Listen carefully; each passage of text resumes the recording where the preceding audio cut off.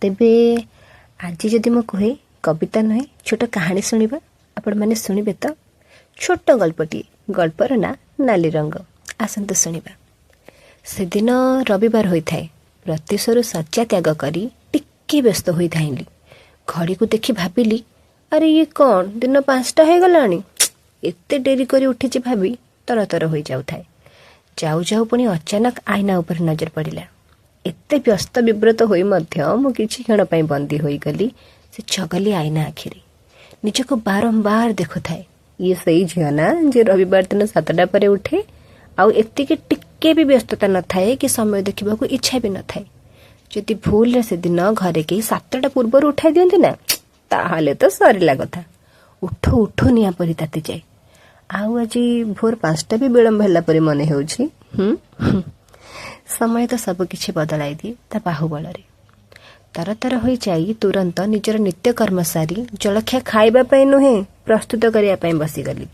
सज हेबाकू भी समय नहीं। पूर्व अभ्यास मोर जे जलखिया बनैबा परे किए खातु कि न खातु निजे निजे बाढ़ी आग खाई तापर अन्य माने तांकर खाती। तेणु जलखिया प्रस्तुत कर सारी जेबे बाढ़ी देली निजे खाइबा पई जेमिति मोर पूर्व अभ्यास हठात मन पड़िला ये मु कौन करुची। पुणी सब पात्र को ढाली घोड़ाई देली। पूर्व दिन उपास थिला तो भोक जोरे लगुला हेले अपेक्षा तो करने को पड़ो। तेबे समस्ते आसवा जाए प्रतीक्षा करने अपेक्षा मु भाविली निजको टिके आईना आगे रखी सज होइजिबी। आईना आगे बसी कौन देखिली जानती कालीर सूर्यास्त आउ आजिर सूर्योदय मध्य अनेक अंतर। काली जो झीर मथारे कला बिंदी शोभा पाउथिला जेमिति पूर्णशशी कला रंगर सौंदर्य आज ता स्थान रे नाली रंगर सिंदूर। जेमिति रात्रिर नीरव मेघाच्छन्न आकाश सकाळ समय रे अरुणर लालिमा तले लुचि जाए। किंतु जहाँ भी कहतु से मेघाच्छन्न अंबरर चमक सम्मुखरे ए लालिमा फिका लगुथिला। सत कथा हैला से नाली रंग मते आदौ पसंद नुहे। हेले एबे से नाली रंग ही तो मोर सब किछि। मो हातर शंखा ठारू नहीं मथार सिंदूर देहर शाढ़ी एमिति की पादर अलतारे भी से निजर उपस्थिति जाहिर करिछि।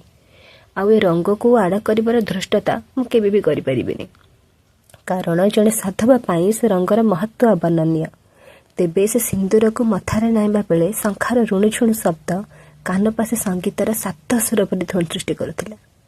मो पादर पाउज शब्द रे तांकर निद भांगी गला। से उठी मते चाहे सामान्य हसिले। मोर एते समयर पीड़ा और मनर थिबा समस्त प्रश्नर उत्तर जेमिति मिलिगला। सत कहबाकू गले जीवन आउ आग भली तो नहीं बहुत किछि परिवर्तन हो जाइछि। किंतु किछि परिवर्तन भी खुशी दिए आउ से खुशी दिए किछि नुआ उद्दीपना। तेबे सत कहबाकू गले जीवन को ना मन भरी बंचंतु प्रत्येक मुहूर्त को निज हिसाब रे बंचंतु। धन्यवाद। जदि आपण मानको पसंद आसीथिबो तेबे प्लीज मते कमेंट करिवे वीडियो टिको लाइक करिवे चैनल को सब्सक्राइब करिवे। जय जगन्नाथ।